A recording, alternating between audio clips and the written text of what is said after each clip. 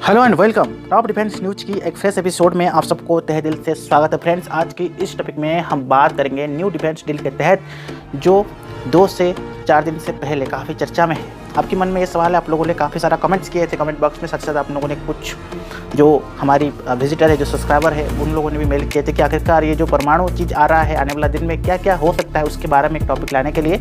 तो अमेरिका रूस के तनाव में फंस गई है दुनिया, क्या अंतरिक्ष में गिरेगी परमाणु हथियार, इसके बारे में आज हम चर्चा कर रहे हैं। जहां तक ये अपडेट आ रहा है, क्या अंतरिक्ष में किस देश ने परमाणु हथियार तैनात किया है, आपके मन में पहला सवाल है। क्या अंतरिक्ष में परमाणु जंग अमेरिका और रूस के बीच शुरू होगा, ये दूसरा सवाल है। इस तरह का सवाल पिछले 2 से 4 दिन में चर्चा में है।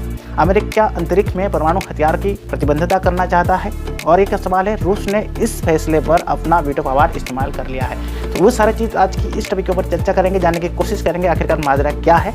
देर ना करके वीडियो को शुरू करते हैं। तो ये अपडेट आ रहा है फ्रेंड्स, इसको विस्तृत रूप से जानने की कोशिश करते हैं कि 2 दिनों से पूरी दुनिया में एक न्यू चर्चा चल रही है। जहाँ तक एक सामने इलेक्शन की चर्चा, वहीं पर यह परमाणु हथियार को लेकर चर्चा हो रहा है। अंतरिक्ष में परमाणु हथियार लेकर सवाल या उठना ही है, उठना चाहिए, और आपके मन में जो आशंका है उसको भी हम दूर करते हैं। अंतरिक्ष में इस तरह को हथियार है, क्या दुनिया के ताकतवर देश के पास इस तरह के हथियार है जो अंतरिक्ष में लॉन्च किया जा सकता है? आइए जानते हैं कि क्या असल में ये वेपन का इस्तेमाल किसी भी देश को खत्म करने के लिए किया जा सकता है, और यहाँ पर भारत कौन सी पोजीशन में है, या ऐसे कुछ नहीं है, ये सिर्फ अफवाह है। बहुत सारे डिटेल आज हम बताएंगे। अमेरिका और जापान जैसे देश चाहते हैं कि अंतरिक्ष में परमाणु हथियार का इस्तेमाल ना हो। तो यहाँ पर यह अपडेट आता है कि संयुक्त राष्ट्र में ऑडिटर स्पोर्ट्स टेट की लेकर इस पर एक मतदान हुआ है। पक्ष में 13 वोट मिला, लेकिन रूस ने यहाँ पर वोटों की इस्तेमाल किया।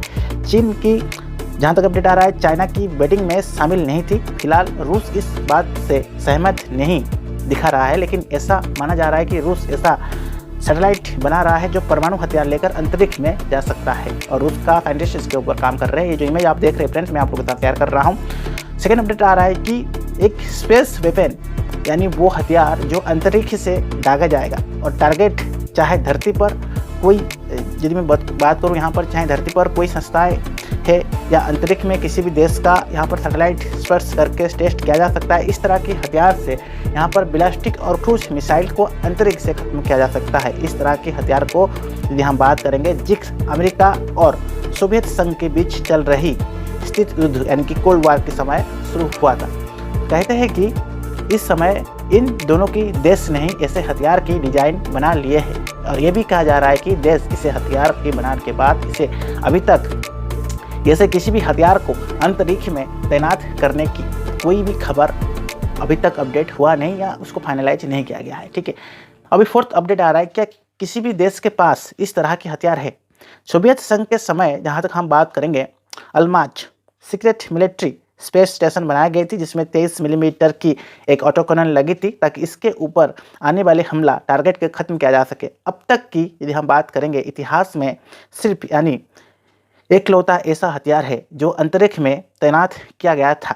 देखिए फ्रेंड्स, इसके अलावा यदि मैं बात करूं, सोवियत संघ के तहत यहाँ पर पिलियस नाम का संस में वेपन सिस्टम को बनाया गया था, जो एक लेजर हथियार था। इसके अलावा इसमें एक स्विस डिफेंस कॉर्नर को लगाया गया था। हालांकि सोवियत संघ ने इस अंतरिक्ष तैनात किया था या नहीं, इसके बारे में कोई खुलासा नहीं किया गया। 1976 में हुई, जो अपडेट आ रहा है, 1976 में हुई आइटर स्पेस ट्रीटी यानी अंतरिक्ष को लेकर दुनिया के ताकतवर देश के बीच समझौता हुआ था, जिसमें इस बात पर प्रतिबंध लगाया गया था कि रूस और अमेरिका समेत सभी देश अंतरिक्ष में किसी भी तरह का परमाणु हथियार या सामूहिक विनाश करने वाली अपडेट कर रहे हैं और तैनात किया जा रहा है। अगर अंतरिक्ष का कोई भी परमाणु बनता है या विस्फोट होती है, तो वह सीधे तौर पर धरती या यहाँ रहे इंसान या जीव जितने भी है उनका नुकसान जरूर पहुंचाएगा, क्योंकि एक बार परमाणु बम गिरता है तो पृथ्वी पर काफ़ी हद तक ये प्रॉब्लम आ सकता है। तो वर्ल्ड में जितने भी देश है सबको इशू होगा।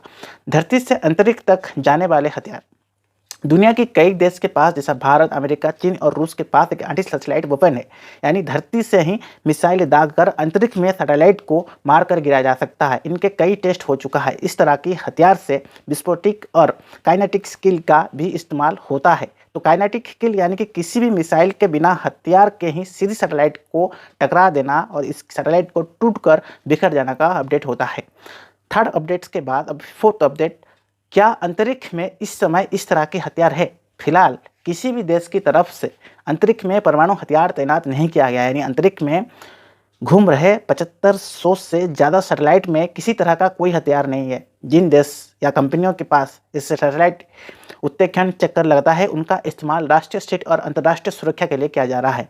तो अंतरिक्ष में भेजा गया था परमाणु, आपके मन में डाउट होगा। अमेरिका ने 1965 में अंतरिक्ष में एक प्रायोगिक परमाणु सिस्टम या रिफेल लॉन्चर किया गया था। रूस ने 1967 और 1988 के बीच उपग्रह पर कम से कम 34 परमाणु सिस्टम लॉन्च किया था और इनके जरिए यहाँ पर सैटेलाइट को ऊर्जा भी मिल रहा है।